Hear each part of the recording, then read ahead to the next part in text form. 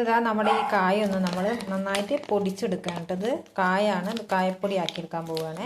അപ്പോൾ നമ്മൾ അതിനായിട്ടൊരു പാന് അടുപ്പത്ത് വെച്ചിട്ടുണ്ട്. അപ്പോൾ അതേ നമ്മുടെ പാന് ചൂടായിട്ടുണ്ട്. നമുക്ക് കായ അതിലേക്ക് ഇട്ട് കൊടുക്കാം. ചെറു തീയിലിട്ടിട്ട് ഒന്ന് ചൂടാക്കിയെടുക്കാം കേട്ടോ.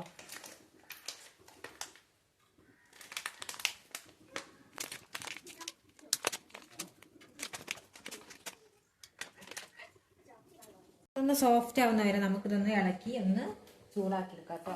സോഫ്റ്റായി വരുന്നുണ്ട്. അപ്പോൾ അത് നമ്മൾ ഫ്ലെയിം ഓഫ് ആക്കിയിട്ടുണ്ട്. ഇനി നമുക്കിത് ചൂട് തണിഞ്ഞിട്ടുണ്ട് കേട്ടോ. ഇനി നമുക്കിത് ചെറിയ കഷ്ണങ്ങളാക്കി മുറിച്ചെടുക്കാം.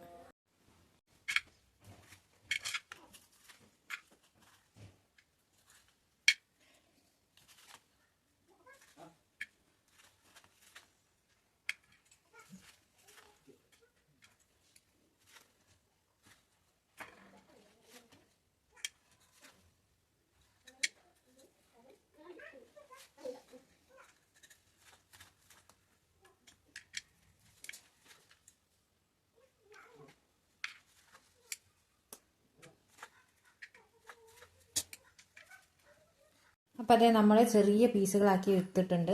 ഇനി നമ്മൾ ഫ്ലെയിം നന്നായിട്ട് കുറച്ച് വെച്ചിട്ട് ഇതൊന്ന് നല്ല മുരിച്ചെടുക്കണം കേട്ടോ. മുരിയുന്നത് വരെ ഒന്ന് ചൂടാക്കി എടുക്കണം. ഇത് ചെറിയ കഷ്ണങ്ങളാക്കിയത് ഇതിൻ്റെ നടുവിലൊന്നും അധികം സോഫ്റ്റ് ആയിട്ടില്ല, മുരിഞ്ഞ് വന്നിട്ടില്ല. അപ്പോൾ ഇത് ചെറുതാക്കിയിട്ട് നമ്മൾ നന്നായിട്ടൊന്ന് മുരിച്ചെടുക്കാൻ പോവുകയാണേ.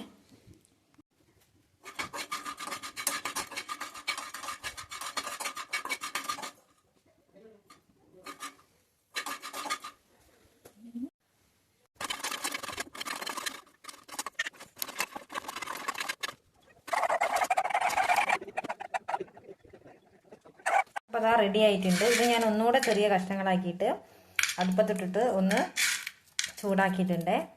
ഇത് നന്നായിട്ട് ഇതാ പൊടിഞ്ഞ് കിട്ടുന്നുണ്ട്. ഇനി നമുക്ക് മിക്സിയുടെ ജാറിലിട്ട് നന്നായിട്ട് പൊടിച്ചെടുക്കാം. വെള്ളമുള്ള മിക്സിയിൽ അടിക്കാൻ പറ്റില്ല. അപ്പോൾ നമ്മൾ വെയിലത്ത് വെച്ച് നന്നായിട്ട് ഉണക്കിയിട്ടാണ് നമ്മുടെ കായ നമ്മൾ മിക്സിയുടെ ജാറിലേക്ക് ഇട്ട് കൊടുക്കണേ. ഇനി നമുക്കിത് നന്നായിട്ട് പൊടിച്ചെടുക്കാം. അപ്പോൾ അത് നമ്മുടെ കായപ്പൊടി ഇവിടെ റെഡി ആയിട്ടുണ്ട്. നന്നായിട്ട് പൊടിച്ചെടുത്തിട്ടുണ്ട്. ഇനി നമ്മളിതൊരു നല്ലൊരു വെള്ളമില്ലാത്ത നല്ലൊരു കുപ്പിയിലേക്ക് മാറ്റിയെടുക്കാം കേട്ടോ.